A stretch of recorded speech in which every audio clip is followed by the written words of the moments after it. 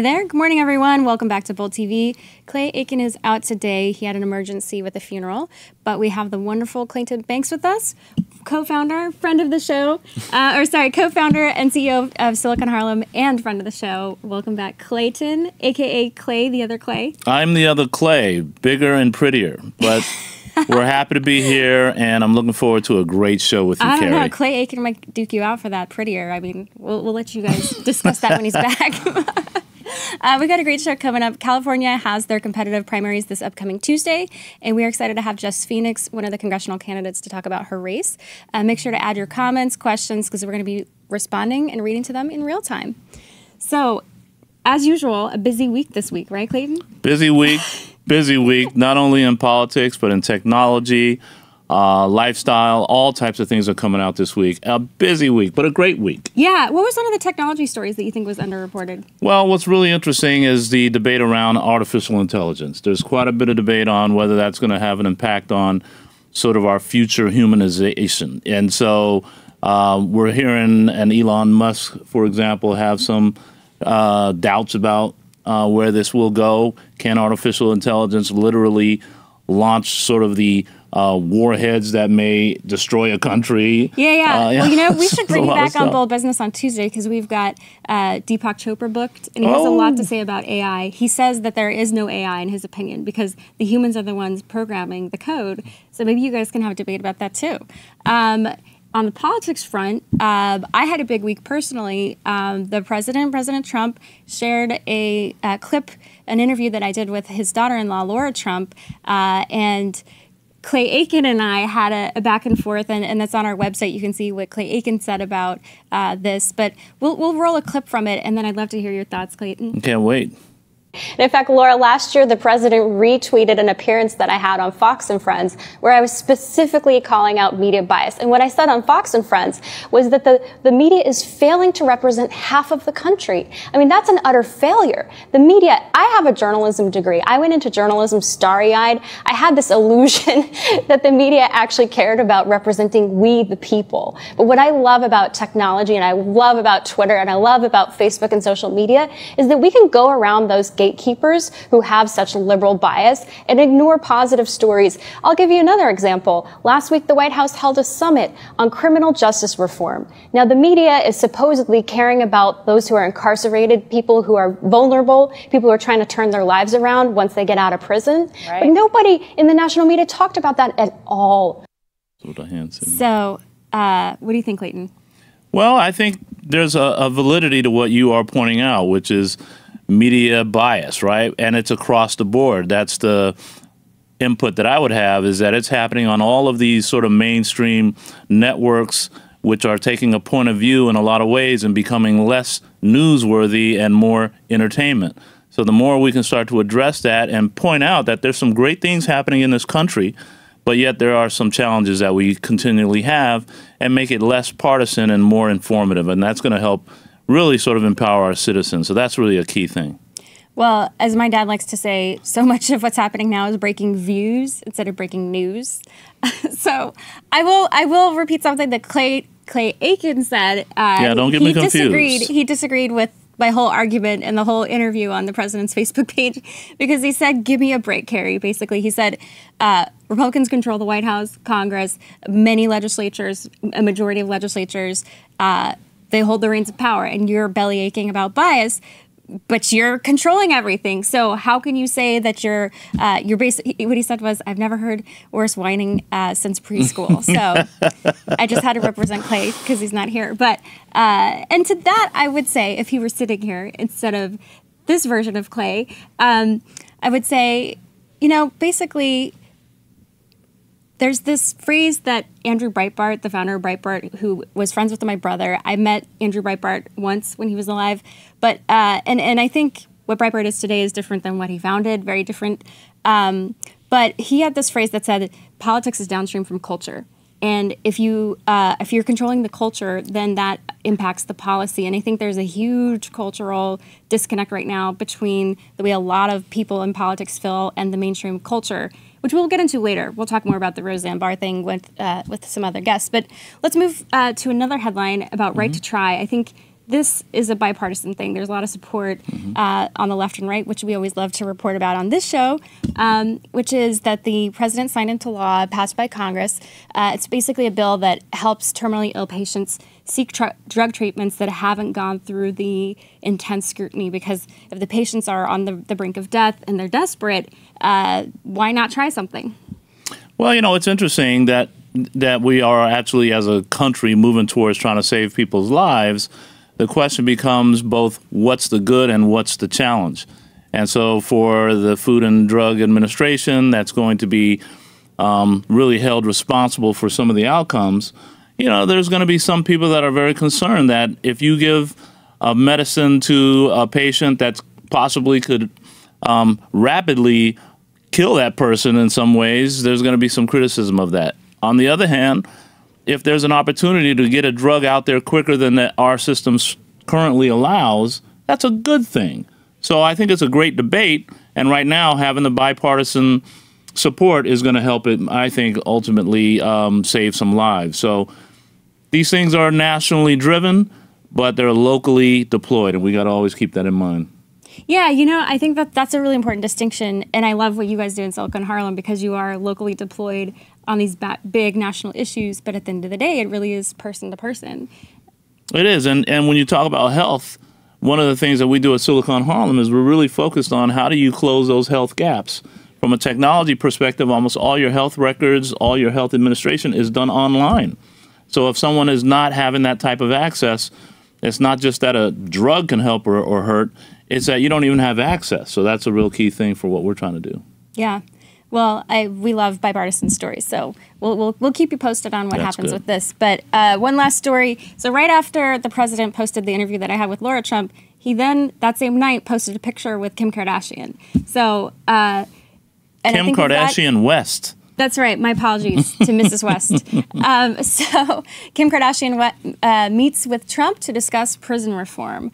And I thought it was just a remarkable photo. Obviously, it broke the internet.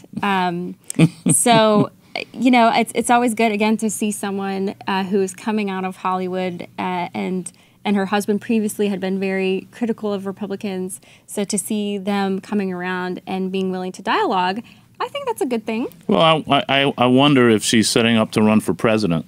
But First Lady. Or maybe that was my when I saw it, because she did an interview with Mike.com afterward, and the way she was speaking, I was like, she looks like she's trying to audition for First Lady.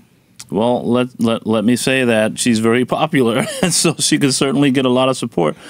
And I think that the picture is representative of you know, aspiration.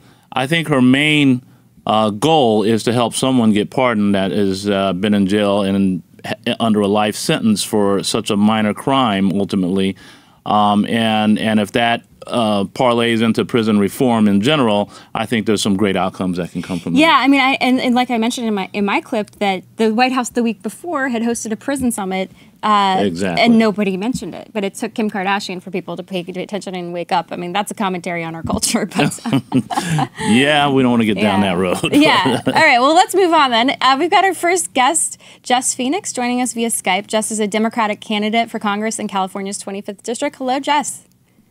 Hi, how are you guys? Good morning. Thanks for waking up so early. It's 7 o'clock out there. And we've had you here on set, and now you are in the throes of it all.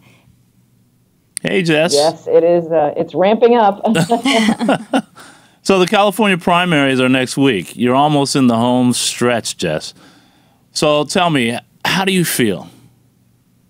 You know, it's pretty exciting at this point, because I've been running, well, as of June 5th, it will be a total of 415 days since I announced that I was running. So wow. You do anything for a little over a year, and you just think, oh, this is the way it's going to be. You just start, it's your new normal. And so it's nice to be at this point where all of our hard work has built up to an amazing level of support. I mean, I'm seeing yard signs for me in places where I'm like, oh, I had no idea I had supporters on this street. And that sort of thing it's really energizing. And I'm very optimistic.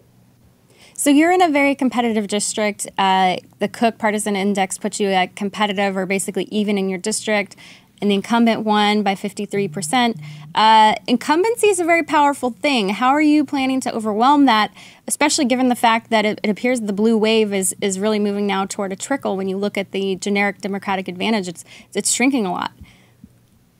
Well, I think the important thing to note is that I am definitely not a generic Democrat, being a scientist running, and I have a really unique position here because I am pushing evidence-based policymaking that has a lot of bipartisan appeal, despite the fact that I personally am fairly progressive, actually very progressive. But the incumbent, Steve Knight, is somebody who has voted 98.6% with Donald Trump, and our district actually voted for Hillary Clinton by a margin of 7%.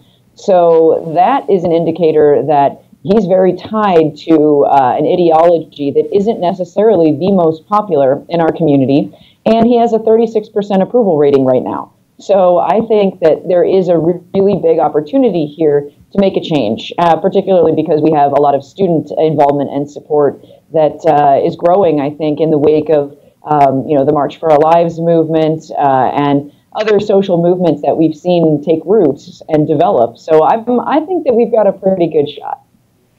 Hey, Jess, just a quick question. We're gonna get you out of here. But what are the top one or two issues that are facing, that your citizens are facing in your district? I'm really curious on what solutions you are currently talking about that's getting the support.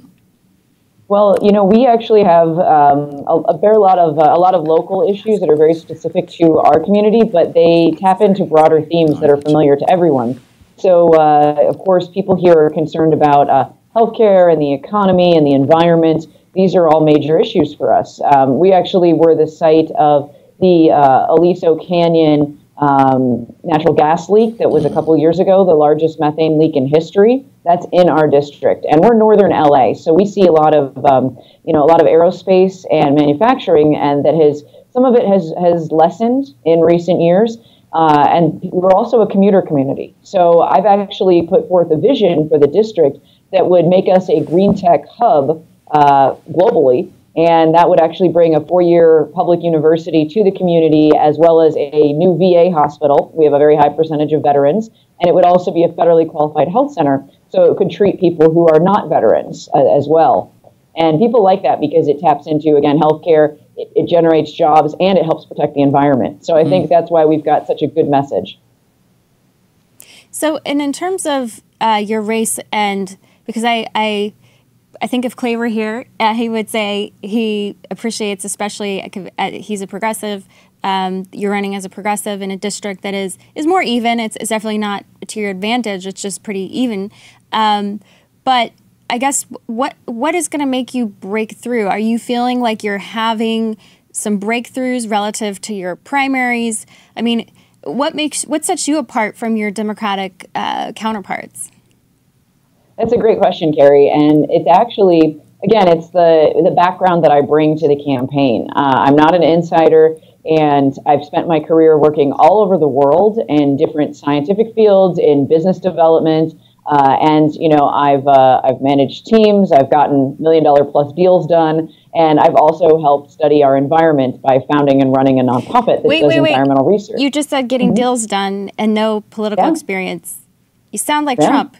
I know, right? Is that a good thing? Or when people counteract and say, well, she has no experience, why shouldn't she start at the state level or the mayoral level or city council, get some local experience before she goes to national? Isn't that the argument that a lot of Democrats make, that inexperienced people make a lot of mistakes when they're in office?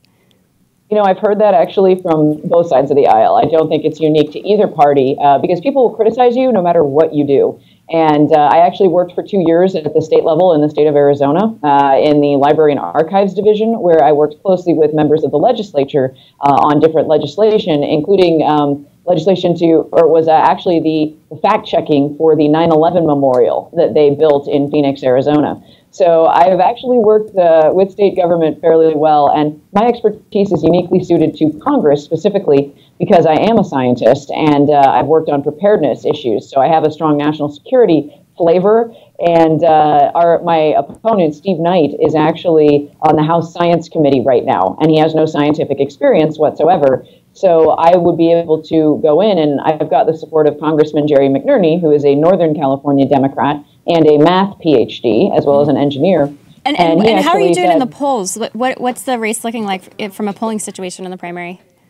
So I have not seen a single poll that isn't significantly flawed from a data and scientific perspective, because they're all going for a specific candidate. And rather than spend $20,000+ from our hard-earned grassroots donations on a poll that's just going to tell me, oh, I'm doing the best, I decided, hey, you know what? Let's use that for door knocking and for getting literature out to voters. And so that's what we've been doing. And I'll tell you, though, as a scientist, looking at the polling data that does exist, it is all flawed. So at this point, all we can go off of is the number of people who contact us and say, I voted for you. And that's online and in person. And it's actually an incredibly high number of people. I was surprised as a first timer. The flawed polling, that sounds like Trump too. So you know what? It's awesome. I'm telling you, there's something to be said. And I don't agree with the vast majority of what Trump has done. But there is something to be said for shaking up the culture of entrenched political knowledge and the system that exists, because it is really designed to keep a certain group of people, which are traditionally older, traditionally white, traditionally men, in power. And we need different voices. We need people who are diverse. We need sanitation workers and school teachers and people who are retail store managers and scientists. And we need single parents in government. Jess, I think Carrie's trying to tell you that Trump supporters should be voting for you. So it's interesting how that continues to be. But a quick question from our audience that's listening that is asking you about Hawaii volcanoes. You have something to say about that? Yeah, so I used to, I got my start doing volcano research at the Hawaiian Volcano Observatory. And, that picture on the screen is great because it is, oh, wow, there's a little article. Oh, that's cool. But yeah, that's definitely the kind of hazard that I work with. And, I've sampled flowing lava. I've taken helicopters over volcanic vents. And I'll tell you, the Hawaii eruption, there's an eruption in 1955 that actually lasted for 3 months. 24 fissures opened, and it covered 4,000 acres with lava. So this could be a long ride for the people of Hawaii, and I just hope that they keep listening to the Hawaii Civil Defense Authorities and the volcano scientists there at the observatory, because that is not something you want to mess around with. Yeah. All right. Well, Jess Phoenix, thanks for coming back on Thank Bold. you. And we'll keep an eye out on your race. And I know you said last time your mom's a Republican, so I'm sure she's had a great influence on you. We will keep an eye on your race. Keep in touch. Okay, thanks, guys. Take care. Bye. So joining us next to weigh in on California primaries, so the segue was perfect. Clay Aiken would have loved that segue, is Marie Solis. She's a politics writer for Newsweek, and she recently wrote an article about the state of the California primaries. So your article posits that the California primaries could be a disaster for Democrats. So why did you say that, Marie? Yeah, so I think, so California has this top two system, which is also called the jungle system, which, already kind of connotes what kind of chaos can happen with this format. So Democrats have what, is a very good problem to have, which is that they have a ton of candidates who are really excited about running Democrat, and they're flooding the Democratic ticket. However, in California, the top two vote getters are the ones who end up going on to the general election. And if you have, in some cases as many as 8 Democrats running, they run the risk of splitting the vote. And if there are fewer Republicans running, it could be that 2 Republicans end up being the ones who then go on to the generals, and the Democrats could be completely shut out of a general election, which, if Democrats are looking, they're looking to flip 23 House seats. They're targeting 7 in California, and these are really, really crucial seats if they want to regain control of the House. Well, so what are the Democrats going to do? I mean, how do you get some of these people to drop out? Yeah, well, I think it's more about, not encouraging people to drop out, though that's certainly a tactic that the DCCC has been using more this cycle, not just in California, but across the country. And just so our viewers know, the DCCC is the National Democratic Congressional Campaign Committee, which is the National Democratic Party. Yeah. For the House seats. Yes. It's more about trying to get the party to kind of coalesce around one candidate and think really hard about what candidate, will be the strongest in a general election, especially if you're talking about unseating some longtime Republicans, as well as what candidate best represents, the party's values and the direction that the district is going in. How much difference is there between their views, particularly the slate of Democrats that are running for that space? I mean, are issues mattering in this race? Mm-hmm. Yeah, I think they definitely do matter. I think, but to your point, with so many Democrats running and a lot of them running very progressive campaigns, like Jess, you have a lot of first-time candidates who don't have a traditional path to political office. I think there are different signals that are coming at voters that they're going to kind of have to demystify and figure out for themselves. You have the DCCC endorsing one candidate. You have California Democrats endorsing another. You might have Emily's List endorsing, one of those or maybe a third candidate.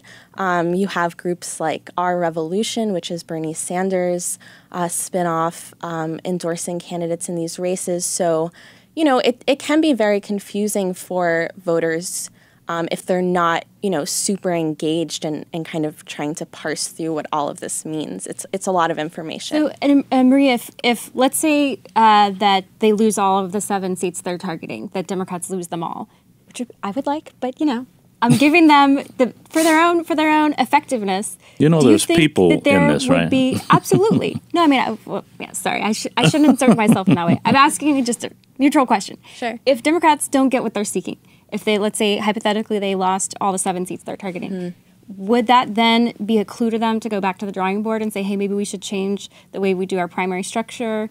Or would it just cause more fracturing the way we saw with, the Bernies versus Hillarys as it relates to the structure of the national Democratic nominations? Yeah. You think that they would be able to come together and get new party roles? Yeah. I mean, that's a great question. I don't think we know that yet. And I think based on kind of what we're seeing just a few days out, it's very unlikely that Democrats are going to be shut out of all 7. The district where they do run the most risk and where Democrats are definitely the most nervous is the 48th district, where you have Representative Dana Rohrabacher.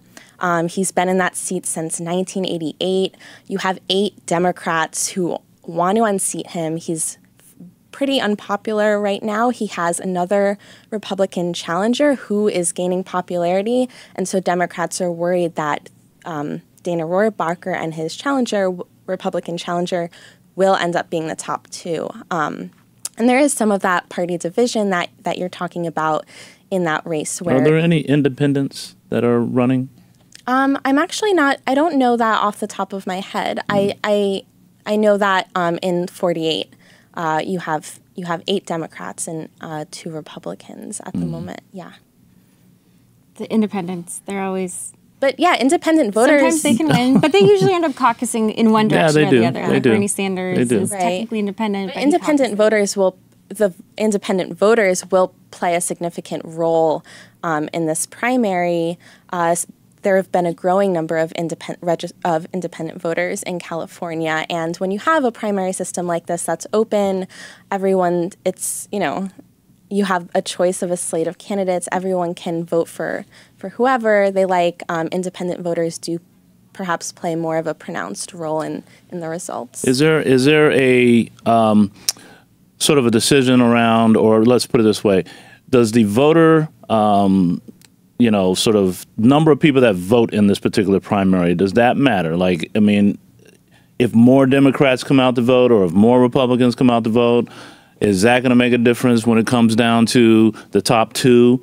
So I'm very curious how this could actually be won, either side, in the long run, because we had a great primary here when our great 40-some-odd-year Congressman Rangel decided to resign.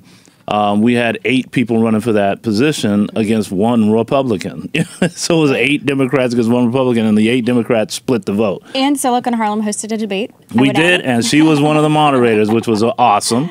So just curious how turnout plays a role in all this. Yeah, I mean, turnout is extremely important for either party, but historically it's been particularly important for Democrats, who I think have already shown that when there is a higher voter turnout, it does favor their candidates.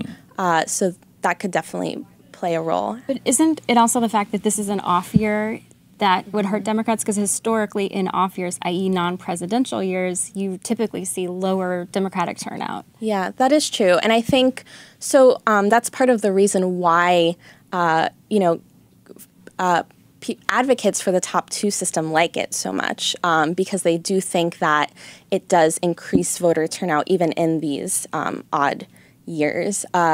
But I think, we've already seen that Democratic voter turnout has increased in some of the primaries that have already happened. And I think that Democrats are hopeful during a year where they're really anticipating this blue wave that voters are excited enough to get out to the polls. And just, I guess, structurally, what would it take to change the rules? Is it, a vote, or is it just the party leadership to change? Technically, how would that work if they wanted to change the structure? Yeah, so the top 2 system came about in 2010, and it was a ballot initiative. So California voters voted for this. It was really heavily pushed by then Governor Arnold Schwarzenegger. He really liked this idea. Democrats were largely opposed to it, but ultimately California voters do get to vote on how they vote in what their primary system looks like. The Arnold. That's what this all ties back to. It all goes back to him. Yeah. He created the mess. Well, thanks so much for your great reporting, Marie Solis from Newsweek. Thank you so much. Come back soon. Thanks for joining us. And next we've got Lauren Moraski, senior editor at HuffPost. Also joining us is returning guest to the show, Jason Meister. He's an advisory board member of Donald J. Trump for President. And we are going to be talking about what's happened this week with the Roseanne cancellation. I'll run a quick clip here from CNN on Don Lemon. We'll cue that clip up and then we'll bring our guests in. Thanks for watching, Roseanne. What do you say? So I agree that, yes, this was a racist statement and it's important, and I'm glad she's apologized.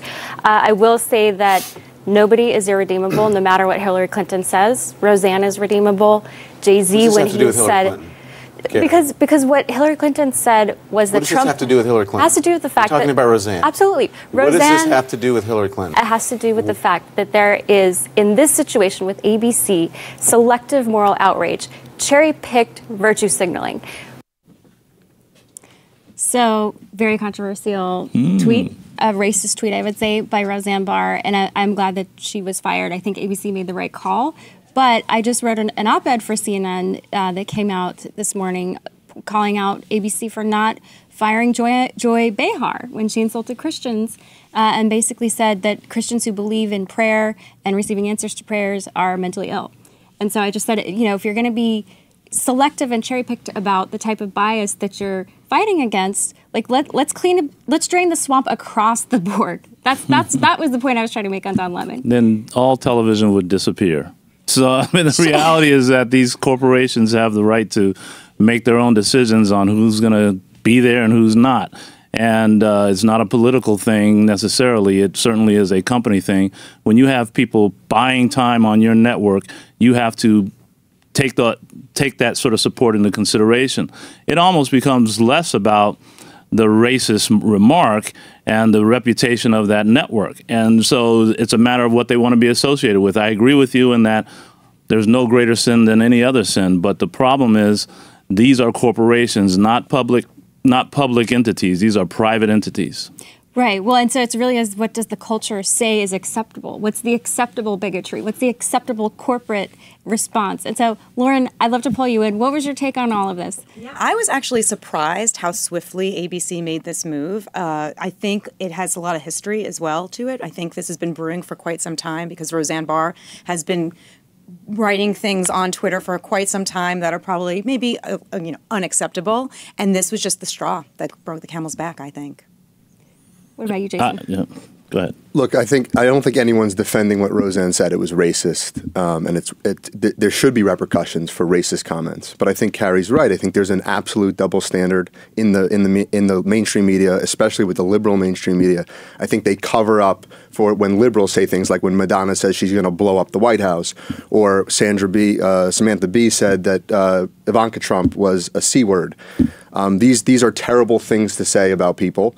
And it seems to me, if you look at the past week and the media coverage, 24-hour news channels have been running this tweet, that this racist tweet, as a major news story, and they don't cover anything else. It's like a needle falls in the forest. The unemployment rate, okay, the job numbers came out today, 3.8%. I think that's the 7th time since 1970 that the unemployment rate dropped below 4%. The GDP numbers came out, 4.7%. I mean, the economy is firing on all cylinders. We're going to denuclearize North Korea, and all they want to talk about is Stormy Daniels, a Roseanne Barr tweet, a racist tweet, and they don't want to talk about all the good things that are happening in this country because they think that they're going to somehow tie Roseanne Barr's tweet to the president, and that's not right because it has nothing to do with the president. Lauren, you look like you want to respond. No. I mean, I think the Roseanne Barr story has a lot of elements to it. It's not only political, but there's a lot of interest and nostalgia about the show itself. So there's a lot of interest in this and on many levels. And I think it's dominating the news because people are interested in this story. So I think it's a story that keeps on giving. And people, this show is one of the most successful shows on television. And 20 years after it came back, we're seeing it come back. And so I think people want to know about it. But why isn't the media interested in all the things that are going on in the world? I mean, HuffPost, we're reporting on everything. We're not just reporting on this. I happen to be on the entertainment beat, but we're reporting on everything. Most of our headlines are all about politics. Our splash on our page, all about politics. So at HuffPost, you could find everything. Well, I think to your point that the show, there's so much interest in it, was record-breaking viewership, 18 million, I think, when it debuted. So the fact that ABC made the commercial decision so quickly says a lot about what they were signaling, which is not having tolerance for this type of hateful speech, which is a good thing. And actually, to your interest, we want to pull Clay Aiken back in. He tweeted out his response just to make it a little bit lighter about how to fix this in terms of the revival. Let's put up Clay's tweets about how he thinks they should rebrand the show. So he thinks that this is problem solved. Somebody call Sandy and get Eddie McClurg too while you're at it. So that there might be a way to save the franchise. Do you think that would be, you cover in the entertainment industry, do you think there's a way to keep the franchise or the concept without Roseanne, or is it Roseanne's show? I think earlier this week I thought no way, but as the week has rolled on, there's been a lot of reports that say potentially that the show could go on.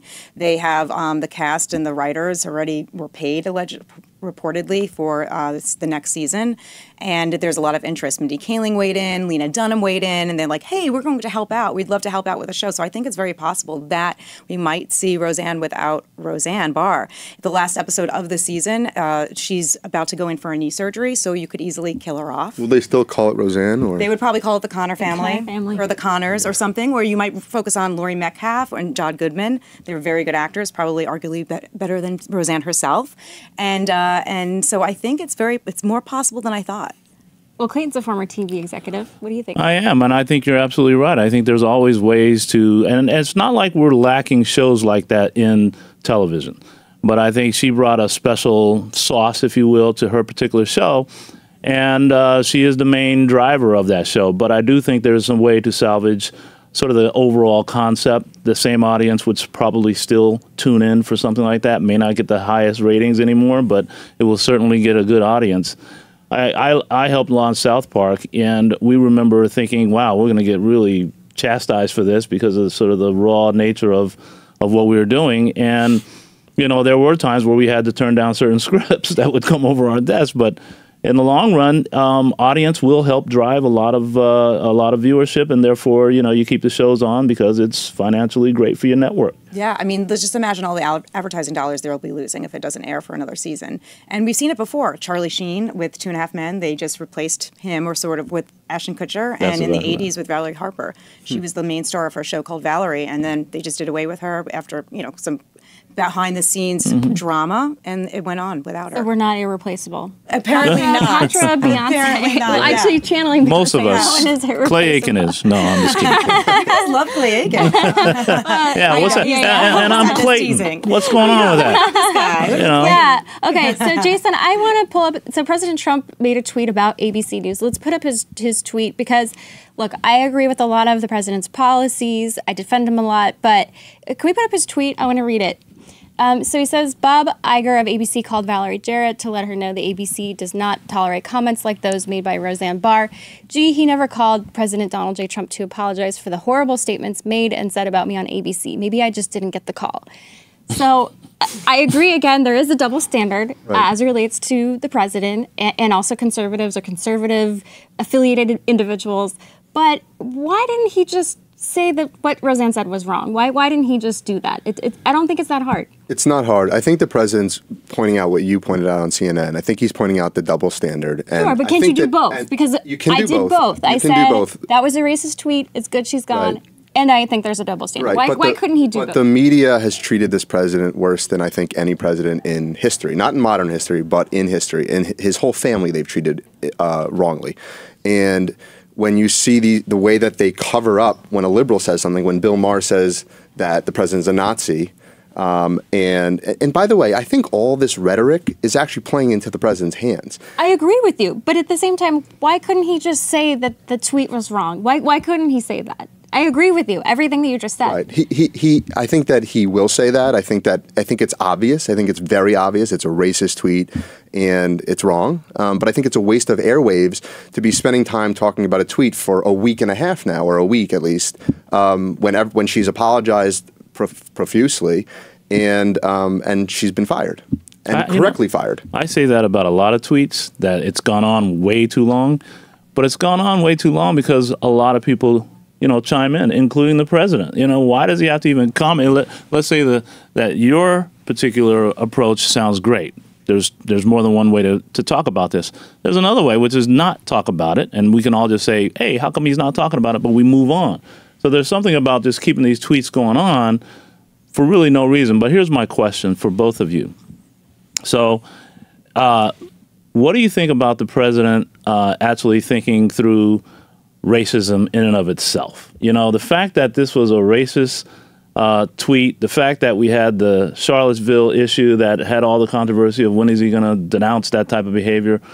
Well, how do you guys see his perspective around this issue? I mean, he's a New Yorker, so I have something really affinity for some of that, but I'm surprised at his lack of response to some of these issues.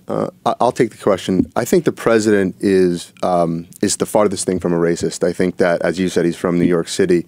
I think black unemployment today came out at the lowest level in history. I think he's done more for the African American community than Barack Obama did. I think this president is a pragmatist. He's a problem solver. He's not an ideologue. If you look at in the past when there was a school shooting or any major event, Barack Obama was an ideologue, and everything had to fit a narrative, and he was driving a political narrative whenever there was an incident, and it was always all about race. I think that actually Barack Obama set us back decades on race. I think that the president has done a tremendous amount for the African American community, and I think actually you're going to start to see minorities. And he had unbelievable voting numbers in the minority community, but I think you're going to see even more and more come over as the job grows. Unbelievable relative maybe to a Republican. But like, McCain and Romney, in an absolute sense, it was like he had more Romney votes. got 5% of the black vote, and Trump got 8%. He had more votes. Let's put it into perspective. He had more votes from the African American community than both John McCain and Mitt Romney combined. I think that's a pretty staggering still only 8%. figure.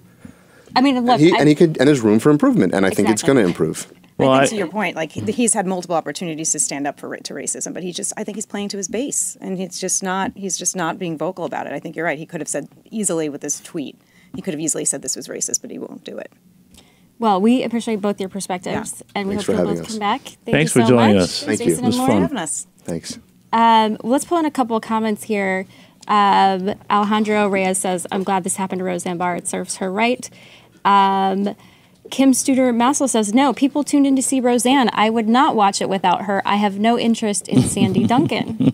So, and Kim Studer Massel says, case in point, Samantha Bee, what she said was just as offensive, and yet she gets a pass. There's a double standard.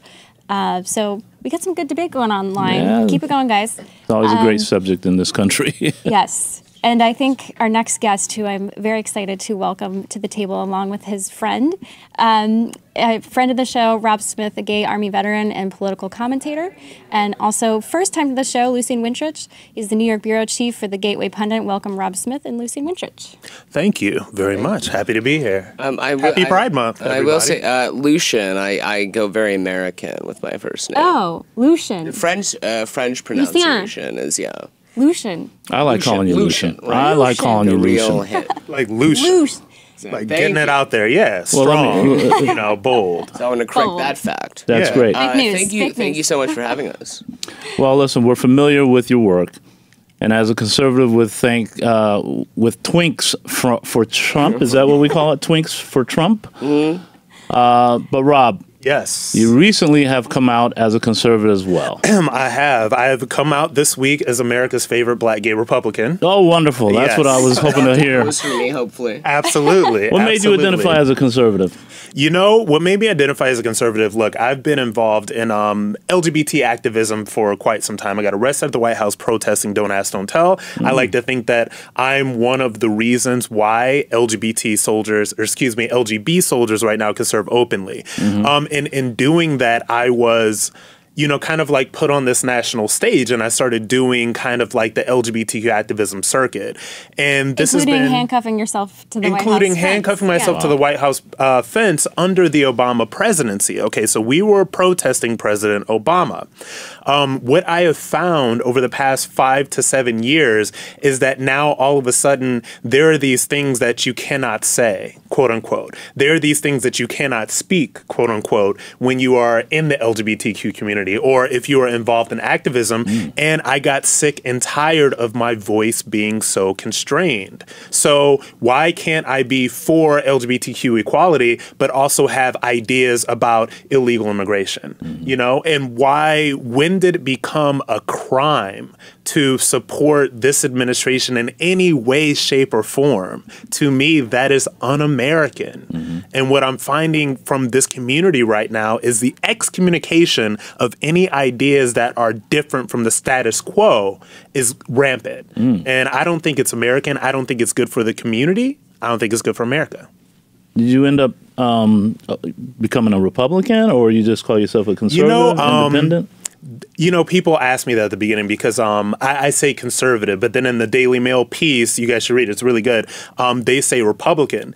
And so for me, I don't want to shy away from anything, so I'm not going to shy away from saying Republican. So I will say that I am a Republican, okay? And for people who are shocked by that, for people who are surprised by that, especially those on the left, you want to think to yourself, how does a poor black gay boy from Ohio, okay, go to the military, use the military to, you know, get a better life for myself, to go to college, get involved in LGBTQ activism, and then come to the other side as a Republican, right? So instead of calling me Uncle Tom or calling me self-hating gay man or telling me that I hate black people, think about how that transition happens.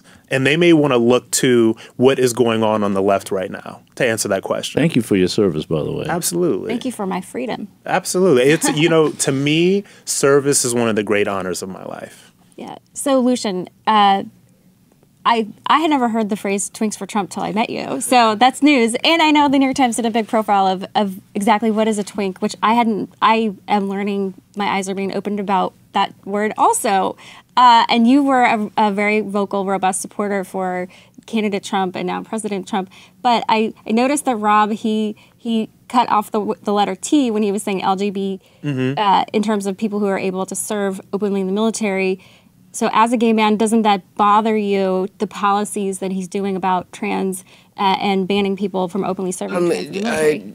Does it bother me? Okay, so I will say there has been a long and robustly fought gay movement in America, right? We did have to work for the right to marry, and I fought against other conservatives when that was going on, when that was even being debated. We have that right now. With the trans thing, that's its own thing, and I don't really like grouping all of these things in together. And you know, I have plenty of trans friends as a New Yorker, right?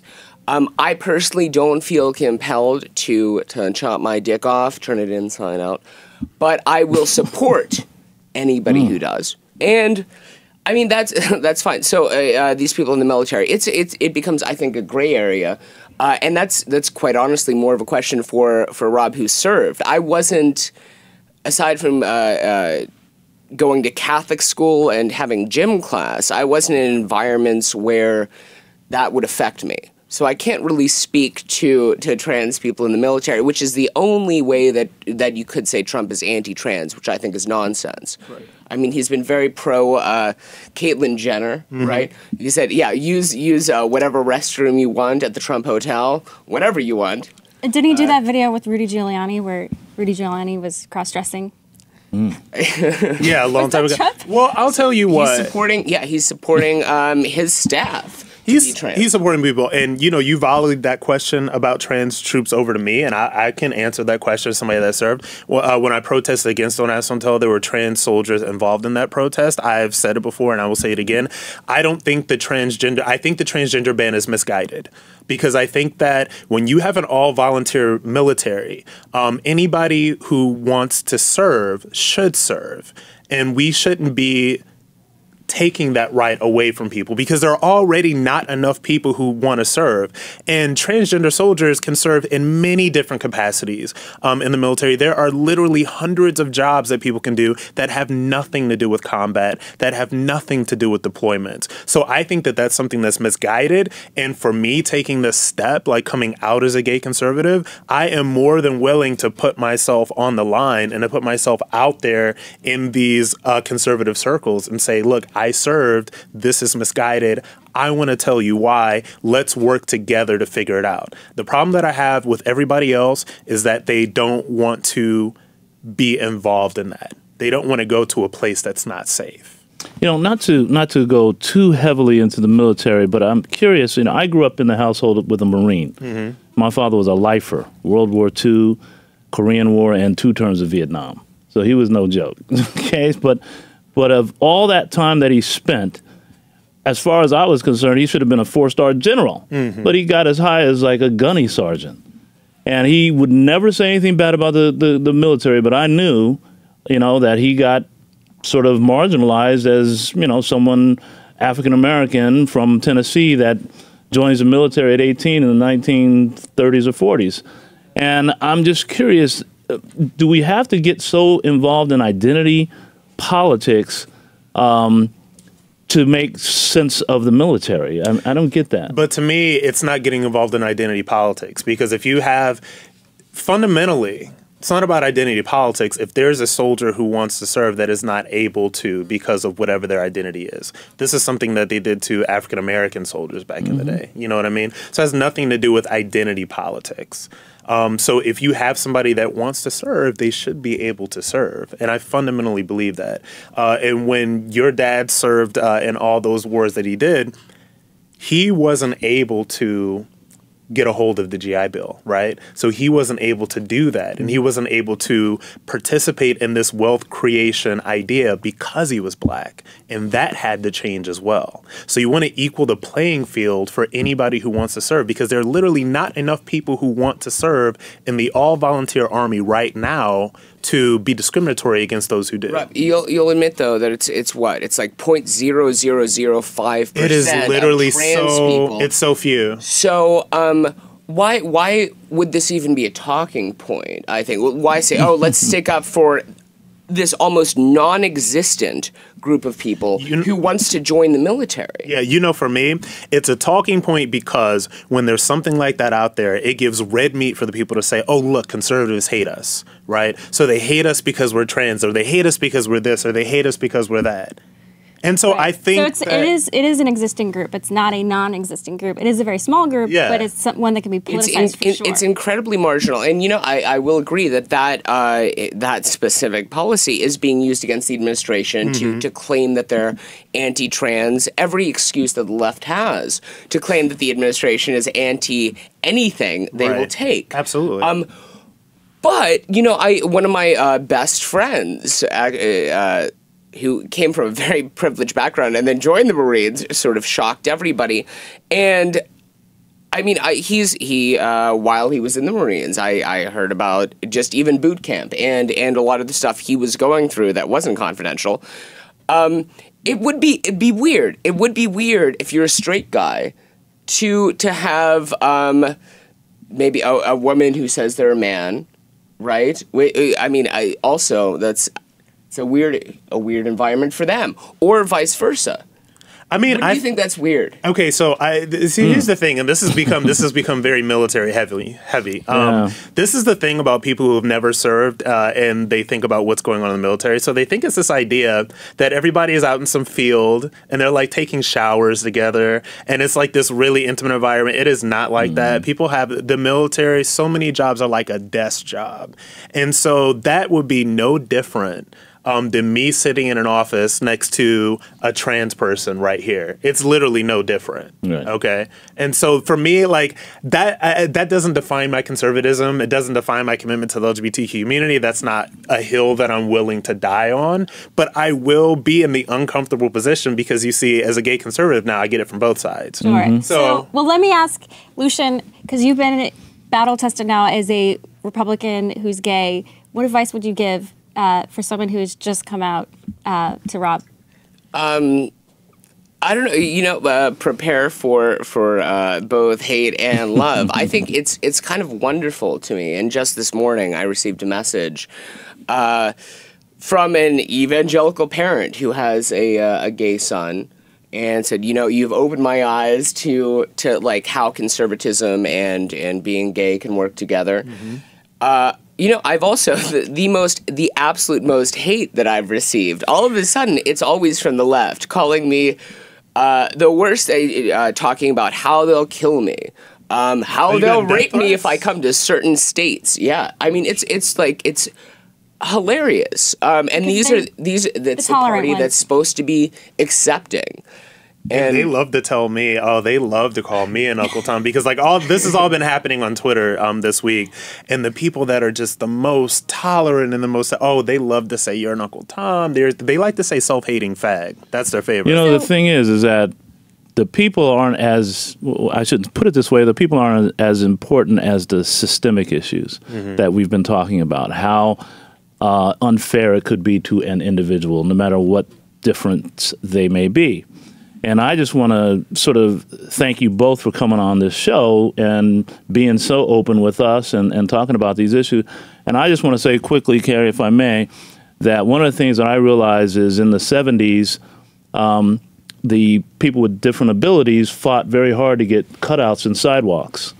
And that was because people in wheelchairs need to go up and down curbs. People like me, elbow body, were like, what do we need that for? We can go up and curbs. But once we got it done, who did it benefit?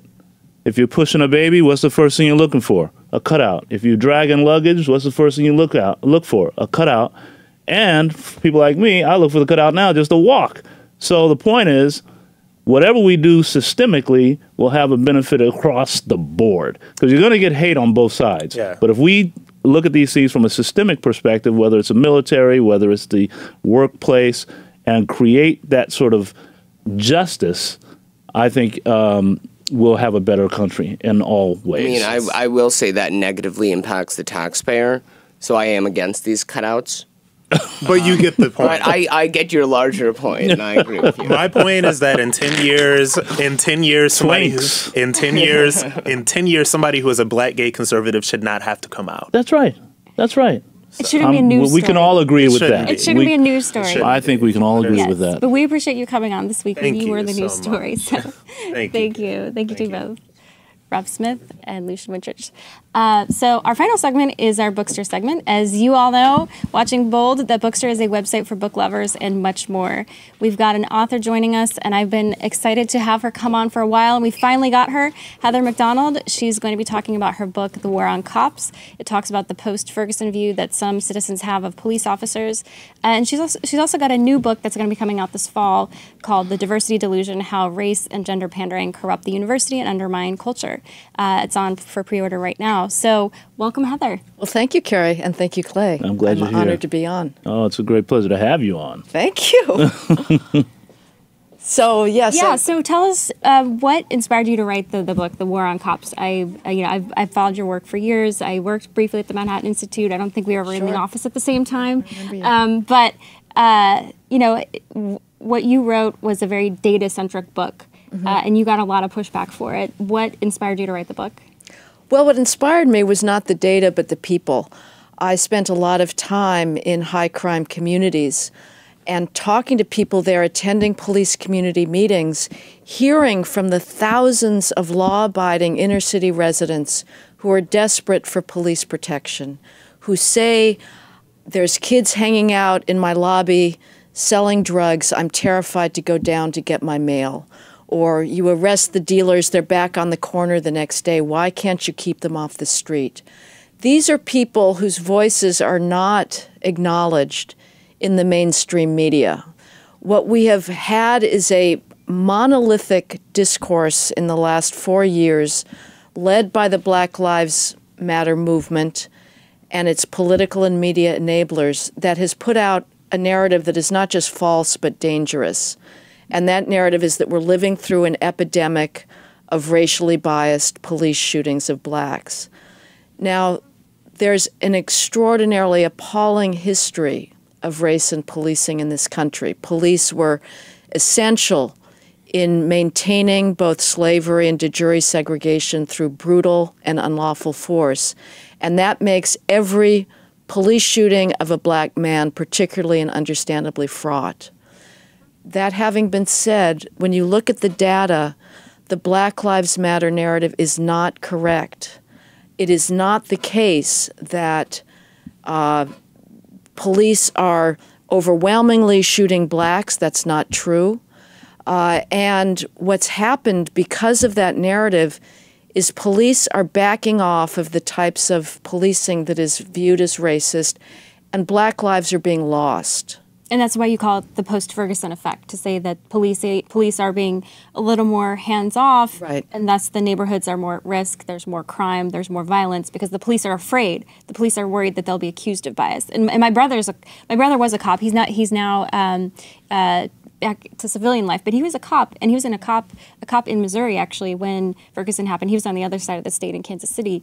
But the level of vitriol that I saw online about people who are cops and saying that they're pigs, that they're inherently racist, and Colin Kaepernick wearing socks depicting a cop as a pig, just that really hurt my brother. And it hurt me because I knew why he became a cop, and it was to save lives. It was to help save everyone's life, black, white, Latino, just human life. Right. That's why he became a cop. Right. Yeah, there's a Chicago cop told me he's never experienced so much hatred in his 19 years on the job. It's basically an undoable job now. A black marshal with the U.S. Marshal Service that apprehends violent felons who've absconded from a lawful warrant described to me trying to make an arrest of a violent felon absconder on White Plains Road in the North Bronx. He was immediately surrounded by 23 people cursing at him. A guy picked up a pike and threatened to kill him. He only got out of there by calling for backup, and 2 cars showed up. This isn't to say that cops don't need incessant training in courtesy and respect and tactics so they can minimize the need to use force. But let me offer a little bit of an alternative. Sure. So one of the things, since I've been a child, is this has been going on forever in certain communities. in terms of bad policing in some ways, certainly kids being killed. The difference today is we get the video of it. You're only seeing, in a lot of ways, this country's only seeing what they see through those videos. For every video you see, there's someone else being violated that doesn't get reported. There's a lot of things that are unreported. So even when you pull your data and you go, there's not as much as a Black Lives Matter may be touting, you're not taking into consideration. My son was picked up by police, and he's been privileged all his life. But he's just walking to college. And the police pulled him over and said, hey, we think there's robberies going around in this neighborhood, and so we want to talk to you. But that will never hit the news. You'll never know about it. You won't get any data about it. Yeah. I had to go down and make a stink of it. So I'm curious, when you pull your data, do you think about the fact that not only has this gone on systemically, where cops are incented to sometimes make arrests, that's just around the country, and rather than incentive to say, hey, let me help this kid get into school, or let me help this kid get back to what they need to be doing, to only think about those who are being affected by it doesn't take into consideration some of the things that this country can do for those people who end up in crime in the first place. So I'm curious if you explored some of that. Well, I think the best thing this country can do for people that end up in crime is to try and reconstruct the family across society. That's what's really driving these kids. They don't have fathers at home. There's no role models. I'm not sure that's the police's role. Absolutely, the police have to be courteous. But I will speak very honestly. Let's look at what crime data is. In New York City, blacks commit 71% of all shootings. They're 23% of the population. How do we know that? It's not the police. It's the victims of and witnesses to those shootings. Whites are 34% of the population. They commit less than 2% of all shootings. The vast majority of blacks in this city are law-abiding. But there is a crime tax that people like your son, unfortunately, pay. There was a robbery pattern in that neighborhood, and your son somehow fit the description.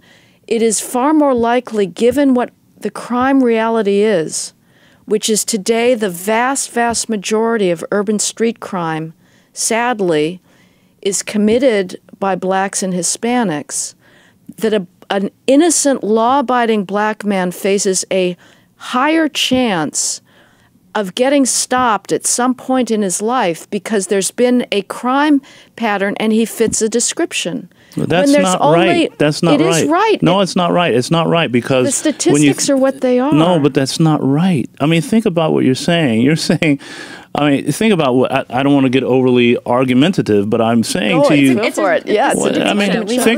Think about this. All right. I mean, if you look at the Emancipation Proclamation, you know how many African Americans were in jail? 0. And you know how many after the Emancipation Proclamation? Got up to 40%. You know what it is today? 40%. Blacks are not born criminals. There's a systemic issue here. It's not just, you don't have a father in the home. That's not a symptom of crime. That's a symptom of a breakdown in our system, and I'm all for strengthening families. But this is also systemic from the perspective of a public school system that will tell a kid, you're not college material. One of my friends was told that, became a president of a university. They're systemic because you're looking at health disparities where you put your garbage in inner cities where asthma, you have asbestos in buildings where brains are being melted. This isn't just simply blacks are born criminals so they create more crime than anybody else. This is systemic across the board. And if you ignore that and just look at crime data, I think you're doing a disservice to the country because the country has to be held responsible to ensure that everyone gets the same access and exposure in order to have a great opportunity. We're not born criminals. It's the same percentage since slavery was ended. Something's wrong with that stat. That's data. The police have to deal with the facts that are on the ground. Right now, blacks die of homicide at 6 times the rate of whites and Hispanics combined. That is a major civil rights problem. Who's killing them? Not the police, not whites, but other blacks. And the police have to respond to the fact that elderly people in inner city high crime neighborhoods have been scared to go out and shop, to pick up their mail. That is a reality. That's not to say that we should not deal with systemic problems, but we have been talking for the last 3 decades about what I would say is a phantom problem, which is systemic police racism, in order not to talk about what is the root cause of policing in minority neighborhoods, which is high rates of drive-by shootings. There were 4,300 people shot in Chicago in 2016. That's one person every 2 hours. They were overwhelmingly black. If there had been 4,300 white people shot in any city of this country, there would be a revolution. It's unthinkable. Unthinkable. There were 24 children under the age of 12 shot in Chicago in 2016. One was an 11-year-old boy who's now paralyzed for life, a 3-year-old whose kidney and intestines were destroyed. That is something that the police are trying to prevent by proactive policing. And we have been doing systemic solutions, I think, for a long time. You can't say that we're not trying to raise poverty levels, and those are valid solutions. But the problem is, with this narrative about policing, when cops back off, black lives are taken. There were an additional 2,700 black males killed since 2014 because of a 20% increase in homicide that this country experienced, which is the result of the attempt to smear inner city policing as racist. And that, of course, we should worry about kids that don't have opportunities, but the cops worry about kids that are shot on the way to school. Well, I hope that we find some common ground here yet. I'm really trying to look for the way we might be connected.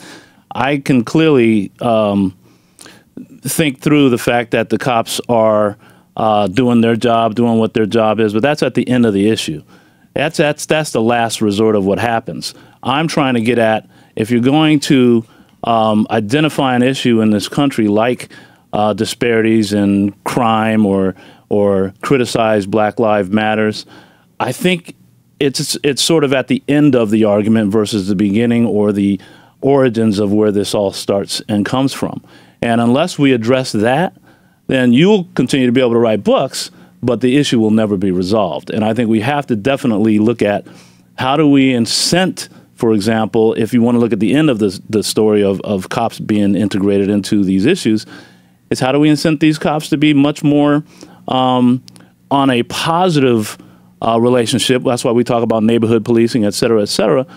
But just this morning, I heard a story of a young white lady getting arrested on a beach fairly violently. She was resisting arrest, spitting at the cops and the whole thing. And the mayor came on and said, oh, I heard somebody say that if this was a black woman, she would have been treated worse. Really? I mean, is that what you conclude from this issue, which is there's a difference between a white woman and a black woman? And the answer is yes, in terms of how they've been treated in the past. But to discount it as if, why do blacks complain about anything is sort of doing a disservice, I think, to our fellow citizens. So anyway, my point, though, is I hope that we can talk maybe in the future about solutions for the systemic origins of why we have these hot spots as it relates to, policing and arresting, and why the number of percentage of people in the criminal system hasn't gone down in 100 or 200 years. I'm really curious why that hasn't happened and why no one talks about that or writes about that. Maybe it's not as sexy, but no, it's been studied, and I can tell you that study after study from left-wing criminologists have shown that the percentage of people in prison mirror crime rates. Now, again, I'm happy to have a conversation about. So you're saying that people are born how do criminals? we stop this? No, I'm saying that in our culture today, with the breakdown of the family, when you have 73% of all black children now born without a father at home. That is a catastrophe. It's a catastrophe not because they're black or white. It would be a catastrophe for any group. you need the norm of marriage in order to civilize males. It's not a black issue. It is not a white issue. But for me, if I could solve one thing in the inner city, it would be to give kids a father, and the cops should do outreach. I'm a big fan of the Explorer program, which brings kids in, and their cops are doing that. You know, there's a lot of community meetings. There could always be more, but they also have to react to crime. Right. All right. Well, I both heard you say that you're fans of community policing. So I'm going to be the referee here and say we went over with the show. But I love the exchange. And thank you, Clayton, for having the exchange. And thank you, Heather, for coming in. My pleasure. And thank you, debate, Heather. Clayton. We'll take it on. Yeah, and absolutely. please, to our viewers, feel free, the War on Cops book, read the book and have your thoughts and send Heather a note. They will be positive and thoughtful and articulate notes. They're full of substance. To it. Right. Thanks so much for joining us. Thank you. My pleasure. All right. And thank you all for joining us here on Facebook and Periscope. Don't forget to like Bold TV on Facebook. Follow us on Twitter, Instagram, and Snapchat. And if you like today's show, or if you disagreed with one of the guests, however you felt, make sure to share it with your friends. Keep the conversation going in the notes. And thank you so much again, Clayton, for joining us. Bye, everyone. Clay, thanks for letting Clay sit in your seat today. It was a great honor. And we'll see everyone. Have a great, great weekend.